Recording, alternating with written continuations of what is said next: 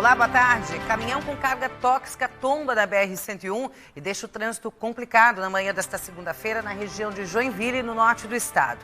Os cuidados para quem herda ou compra um imóvel. É preciso ficar atento, principalmente ao registro. Sem esse documento, tudo fica mais difícil quando o assunto é propriedade e posse. A gente vai conferir dicas importantes e ao vivo daqui a pouquinho para que você não tenha dor de cabeça. Piquenique marca o Dia Internacional da Síndrome de Down. Florianópolis ganha mais um posto de confecção de carteira de identidade e o novo posto vai atender principalmente os moradores do sul da ilha. Está terminando o prazo para os alunos da UFSC conferirem a prova de vacinação para o retorno às aulas. Tudo isso e muito mais a partir de agora. Está começando ao vivo para todo o estado de Santa Catarina. O seu SC Acontece.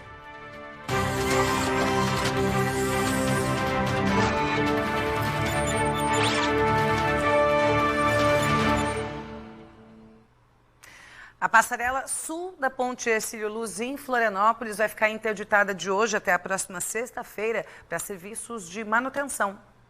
Nestes dias, quem quiser fazer a travessia Ilha Continente a pé ou de bicicleta vai usar a passarela norte. O trabalho faz parte da manutenção da ponte. No fim de semana seguinte, dias 26 e 27 de março, as entradas da pista de rolamento da ponte, lá do Continental e Insular, estarão totalmente bloqueadas para serviços de lavagem da torre insular com água doce, a substituição da cantoneira metálica insular, que tem causado ruídos desagradáveis, e também reparo na cantoneira da cabeceira continental. Estes reparos são para prevenir o desnível entre a ponte e o solo.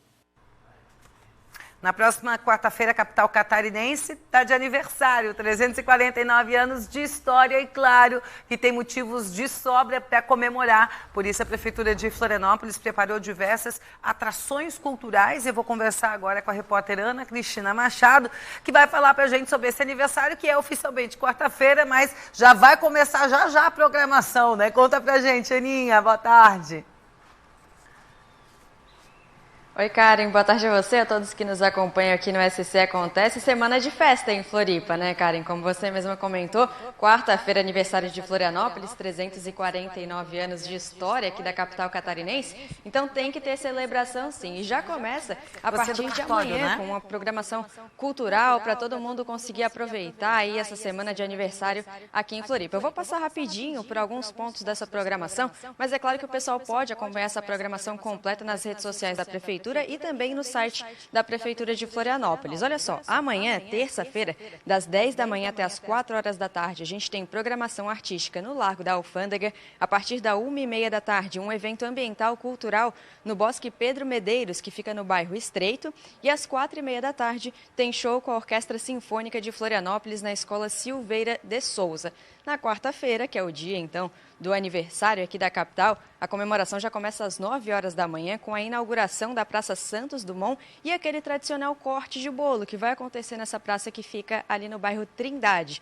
Das 10 da manhã até as 2 da tarde, a gente continua com programação cultural no Largo da Alfândega. 12h30 tem Viva o Mercado Público com a Banda do Exército ali no vão central do Mercado Público de Florianópolis. E durante a tarde também programação cultural extensa. Hoje é dia de jazz no Jardim Botânico, também tem o festival Vou Botar Meu Boi na Rua no Largo da Alfândega, Sarau de Esterro também no Largo da Alfândega e às 9 horas da noite, espetáculo internacional de tango no Teatro Ademir Rosa. A programação segue no fim de semana, tanto no sábado quanto no domingo. Eu vou destacar no domingo, Karen, aquele evento da Esquadrilha da Fumaça, que vai acontecer às 3 horas da tarde no domingo, junto com outras programações culturais também, lá na Beira-Mar Continental, que fica no bairro Estreito.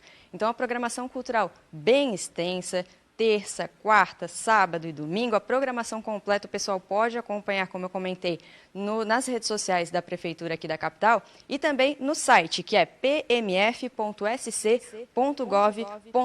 Programação completa lá para ninguém perder nada. Volto com você, Karen. Perfeito, Aninha. Muito obrigada. Até daqui a pouco. Já a gente fala mais um pouco com a Ana. Deixa eu te perguntar, provavelmente você já ouviu falar aquela frase que quem não registra não é dono. Pois é. É isso mesmo. O registro é a garantia da propriedade de um imóvel, mas você sabia que, segundo o Ministério do Desenvolvimento Regional, cerca da metade dos 60 milhões de domicílios urbanos brasileiros apresenta algum tipo de irregularidade e, na grande maioria, relacionada aí à falta de alguns documentos. É sobre esse assunto que a gente vai falar agora, porque eu estou recebendo aqui, para bater um papo comigo, o titular do 3º Ofício de Registro de Imóveis de Florianópolis, o Jordan Fabrício Martins. Boa tarde, Jordan. Bem-vindo ao SC Acontece. Boa tarde, obrigado pela oportunidade de poder conversar um pouco sobre cartórios em geral, que são um tanto incompreendidos ainda pela sociedade brasileira, embora sejam instituições bastante antigas. Uhum. A gente percebe muito aqui em Florianópolis, mas não só aqui em Florianópolis, em diferentes regiões de Santa Catarina, interior, zona rural e por aí vai. Você comprar um imóvel e aí você tem um documento de compra e venda, assinado por todas as partes e tudo mais. Isso é a garantia de alguma coisa? Em parte, esse documento normalmente deve ser uma escritura pública, que é o contrato feito perante um tabelião de notas, que é um profissional do direito especializado na elaboração desse tipo de documento, todos os requisitos legais que precisam ser observados, né? O segundo passo é você levar esse documento, esse contrato feito por um tabelião de notas, para o registro de imóveis, que é quando você vai dar a publicidade para toda a sociedade de que este imóvel especificamente você adquiriu e passa a pertencer juridicamente a esse comprador, em função especificamente do registro imobiliário. Mas se você ficar só com um documento, com um contrato de compra e venda, isso serve como um documento válido, caso você tenha qualquer problema ali na frente e precise comprovar que aquele imóvel é seu? Não, de maneira plena não. Como a gente disse, é preciso o segundo passo, que é o registro imobiliário. Do contrário, o imóvel permanece em nome do antigo vendedor, ele permanece como proprietário juridicamente mesmo. E se houver, por exemplo, uma execução judicial por dívida contra essa pessoa, esse imóvel pode vir a ser penhorado. E aquele comprador que não registrou a sua escritura terá um imóvel pelo qual ele pagou penhorado em razão de dívida de terceiros. Ele vai ter que tomar algumas providências, que a legislação até prevê, mas vai ter que entrar com uma ação judicial denominada embargo de terceiros.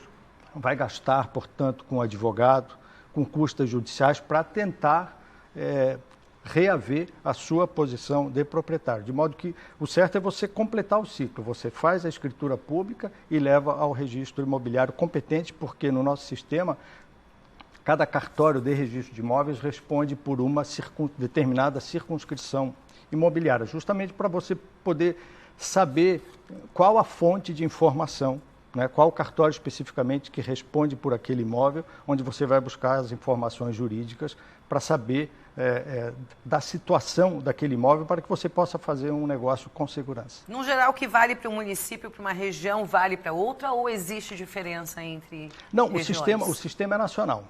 O sistema é regulado por legislação nacional. Você tem cartórios em todos os municípios do país. Eles formam uma espécie de rede de proteção jurídica para o cidadão, semelhante, no caso da saúde, ao SUS.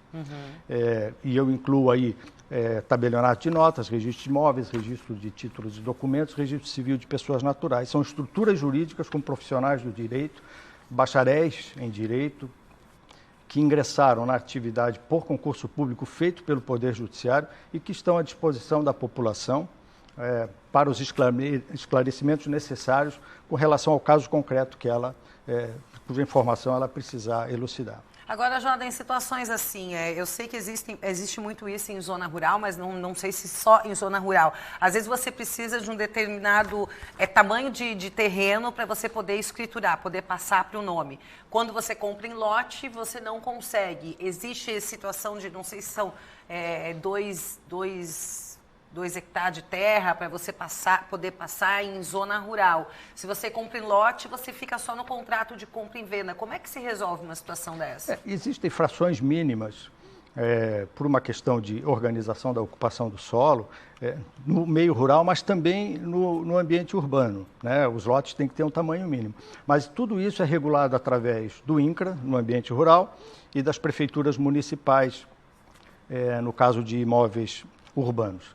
Naturalmente que se você tem uma situação de clandestinidade que ocorre loteamentos clandestinos, por exemplo, sem um projeto aprovado pela prefeitura, sem que esse projeto tenha sido levado a licenças ambientais e ao registro imobiliário, você pode ter situações de imóveis que vão estar abaixo do mínimo permitido pela legislação municipal, de modo que é importante observar todos os passos legais na aquisição de uma propriedade, seja rural, seja urbana, para que você não tenha problemas depois, inclusive para poder até mesmo assinar uma escritura pública, porque já no tabelião de notas ele vai dizer, ó, esse seu imóvel está em situação clandestina, irregular, porque não tem projeto aprovado, não tem registro imobiliário, então nem escritura pública pode ser feita. Quando muito, ela pode ter um recibo de compra e venda numa gaveta, mas que aquilo vai gerar inúmeros problemas para esta pessoa que de boa fé adquiriu. Então, daí a importância de sempre fazer uso de um tabelionato de notas, até quando for o caso de um bom advogado, para receber as orientações, ou até mesmo no próprio registro de imóveis, para que a pessoa não passe percalços jurídicos posteriormente. A pessoa não, vamos supor que a pessoa não tem um advogado, ela vai adquirir um imóvel, adquirir um terreno, então o primeiro caminho, uma pessoa que de repente não tem tanto conhecimento, não sabe muito bem para onde correr, o primeiro caminho qual é? Pegar o número de registro desse imóvel e ir até um cartório? Exatamente. Pode pegar uma certidão daquele imóvel e ir a um tabelionato de notas para pedir para lavrar uma escritura pública. Vamos supor que ela tem uma compra e venda já entabulada, com condições de quitar, ela deve fazer a escritura pública definitiva e depois levar ao cartório de registro de imóveis para que ele fique no seu nome de maneira segura. Perfeito. Muito bem, quero agradecer mais uma vez Jordan Fabrício Martins, que é titular do 3º Ofício de Registro de Imóveis de Florianópolis, que está nos esclarecendo aqui sobre várias questões bastante importantes, que muita gente já caiu roubada. Tem gente que não confere antes de fazer uma compra e, com certeza, ninguém quer ter esse tipo de problema. Então, tem que se prevenir. Obrigada mais uma vez. Eu que agradeço e à disposição. Obrigada. Até a próxima oportunidade. Olha, deixa eu falar que a segunda-feira começou com um trânsito ainda mais complicado para quem precisou passar pela BR-101 na região de Joinville, no norte do estado. Isso porque um caminhão com uma carga tóxica tombou durante a madrugada e aí provocou filas na rodovia no sentido sul. O caminhão carregava um container com um produto químico e ao tombar acabou derramando ali o óleo diesel e o ácido crômico sobre a via. O trânsito continua parcialmente interrompido neste começo de tarde, fluindo só em meia pista, com engarrafamento de até 3 quilômetros. Por se tratar de um produto químico e perigoso, uma equipe especializada está, nesse momento, fazendo um trabalho, já foi enviada lá para o local e retirando com todo o cuidado os produtos e também o caminhão.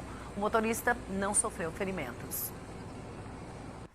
Vou fazer uma pausa bem rapidinha, né, se acontece, mas logo depois do intervalo tem muita informação para você, não sai daí.